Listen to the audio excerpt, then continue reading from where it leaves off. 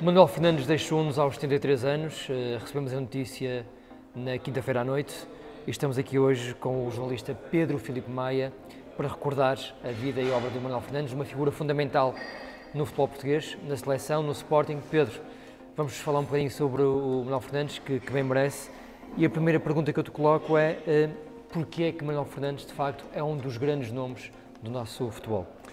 Manuel Fernandes e o 0-0 é felizmente um local onde isso fica eternizado, dos jogadores com melhores números de sempre em termos de gols e participações nos campeonatos nacionais, e essa memória vai ficar nos números para sempre. Mas dá para recuar um bocadinho mais, tem uma história particular, Manuel Fernandes, porque ele é de Sarilhos Pequenos, como ele orgulhosamente dizia, de um sítio humilde, e foi lá que começou a jogar aos 16 anos, e tem uma história curiosa que ainda há pouco comentávamos. Ele do Sarilhense vai para a CUF, mas ele só entra ou só começa a jogar aos 16 anos, e logo no ano ele entra no juvenis e logo no ano seguinte não tem um escalão para se encaixar, então é quase obrigado a jogar pelos séniores do Sarilhense bem novo, e disputa logo a terceira divisão, acaba por despertar o interesse da CUF, ou do CUF do Barreiro, que era uma das grandes equipas do futebol nacional dessa altura. Sem dúvida.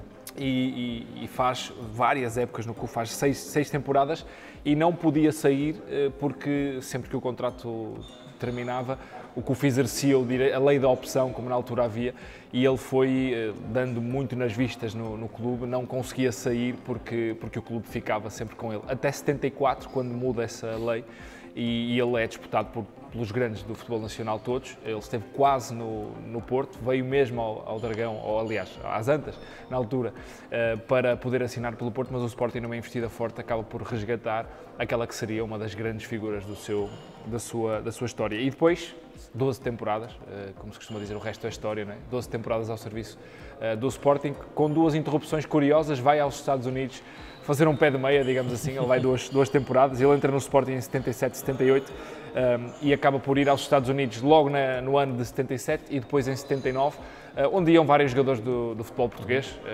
nomeadamente Eusébio foi também fazê-lo várias vezes. E ele dizia que sonhava jogar pelo menos um jogo pelo Sporting. Foram 433 jogos e 257 golos. São números impressionantes. É o segundo jogador com mais presenças com a camisola do Sporting, e por isso este lugar na história do Sporting, e sobretudo também pelos golos que conseguia fazer. Pode-se discutir se na altura era mais fácil ou mais difícil marcar golos. A verdade é que, sendo fácil ou difícil, ele foi dos únicos a conseguir fazer este número de golos, e tem séries impressionantes. E depois há aqui várias eras no Sporting, se recuarmos à sua década de vigência de Manuel Fernandes. Há aqui várias hierarquias no Sporting. Pós 5 violinos, provavelmente Manuel Fernandes é, a par de Jordão, um dos grandes nomes dessa era, não só do futebol português, mas também do Sporting Clube Portugal. E se olharmos aqui para números muito rapidamente, ele é o primeiro jogador com mais jogos, ou o jogador com mais jogos com a camisola, no futebol nacional, no campeonato nacional. Não há nenhum jogador que tenha jogado mais vezes o campeonato nacional do que Manuel Fernandes. São 486 jogos, mais 2 apenas do que Sousa, que dividiu entre Porto e Sporting estes jogos.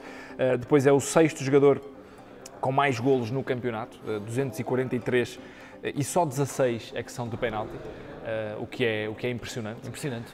E disputou 19 campeonatos nacionais, o que é também o quinto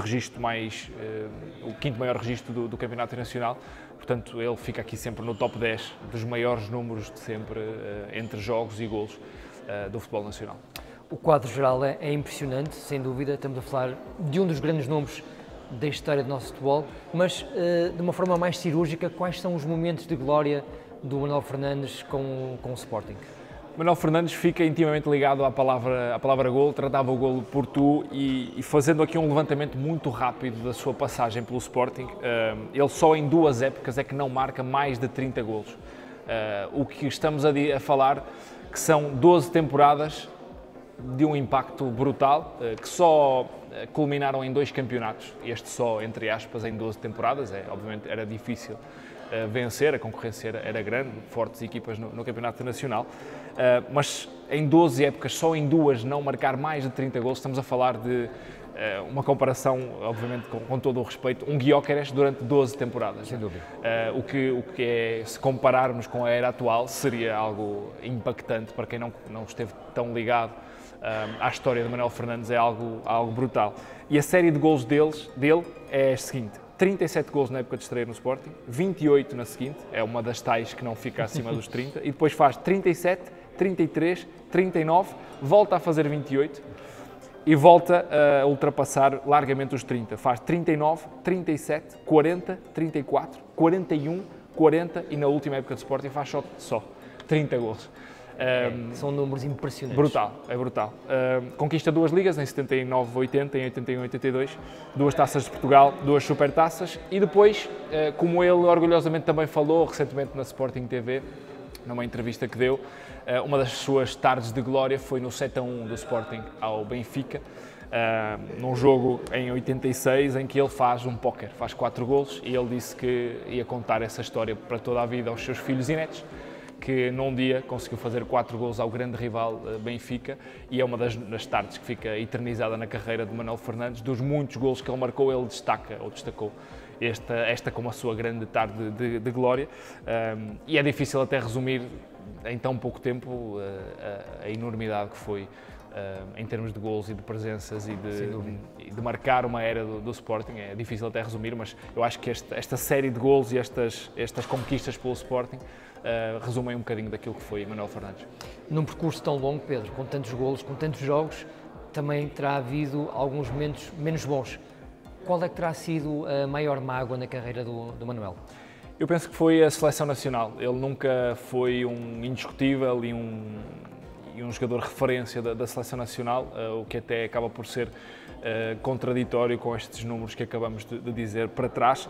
Ele, em 85, 86, é o melhor marcador do campeonato com 30 golos e depois não é convocado para o Mundial do México, o que acabou por ser um bocadinho estranho, e ele falha também, além desse Mundial de 86, falha também o Europeu de 84 por lesão, nessa altura. Estava lesionado, não conseguiu dar o contributo.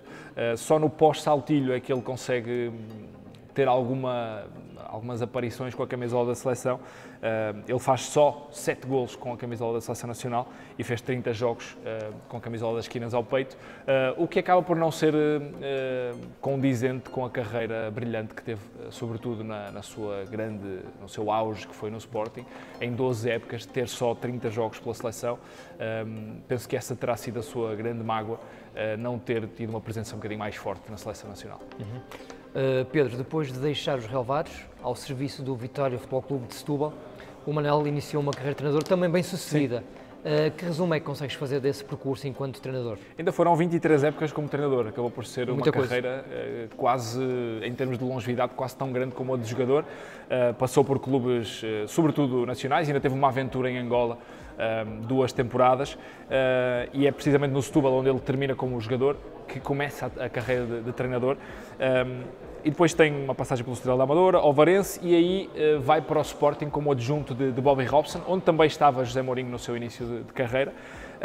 E depois, mais tarde, depois de outras passagens pelo futebol nacional, chega a treinador principal do Sporting já em 2000, 2001, substituindo Augusto Inácio, no pós-campeonato do Sporting, pós-campeão.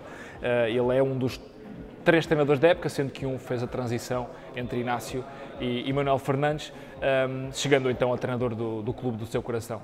É um momento marcante também na sua carreira de 23 anos de treinador, sendo que depois tem mais algumas passagens, sai do Sporting, tem mais algumas passagens nacionais, novamente pelo Setúbal e outras, mas termina a carreira já em 2019, ele fica num período ainda bastante largo, entre 2015 e 2019, como coordenador do scouting do Sporting. Estava ligado à formação e ao scouting, à prospecção, uma função também importante no clube, clube que nunca o tratou mal, nunca o deixou cair, e vimos isso também agora na sua fase final de vida, em que o Sporting o respeitou bastante, dando-lhe aqui funções importantes, tratando-o como uma grande figura do clube, e prova disso foi esta função de responsabilidade que lhe deram já na sua fase final de carreira profissional, em que esteve estes anos ligado ao scouting.